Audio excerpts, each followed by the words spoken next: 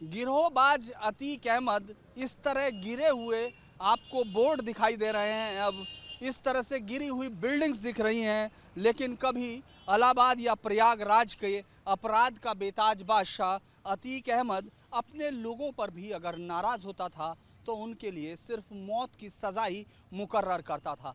नस्सन जो एक ward member था, पार्षद था, उसके कत्ल का एक ऐसा ही मुकदमा है जिसमें न केवल अतीक, उसका भाई अशरफ, उसके पिता फिरोज का भी नाम शामिल था।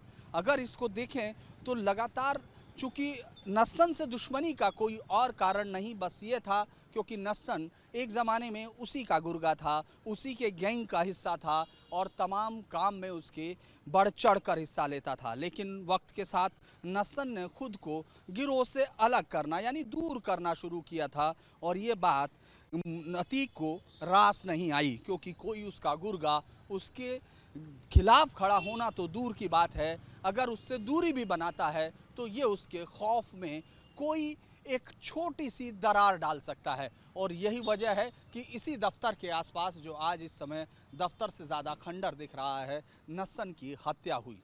लेकिन नतीजा उसी तरह है, केस अभी भी अपने मुकाम का या अंजाम का इंतज़ार कर रहा है। गवाह कहाँ हैं, ट्रायल कब होगा और कौन कौन गवाह उस समय गवाही देंगे, ये सवाल हवा में तैर रहा है। लेकिन ये बताता है कि किस तरह से यहाँ एक भी आदमी, चाहे वो गैंग का हो या गैंग के खिलाफ उसके हो, वो दूरी बर्दाश्त नहीं। यानी एक बार आप अतीक की निगाह में चढ़े तो उसके बाद फिर आपको यहाँ कोई बचाने वाला नहीं। इसके बाद फिर हम एक ऐसे केस की बात करते हैं जिस केस के बारे में कहा जाता है सिर्फ नाम के बराबर नाम और तुम मेरे खिलाफ पार्टी में गए, इस बात पर भी कत्ल हो सकता है।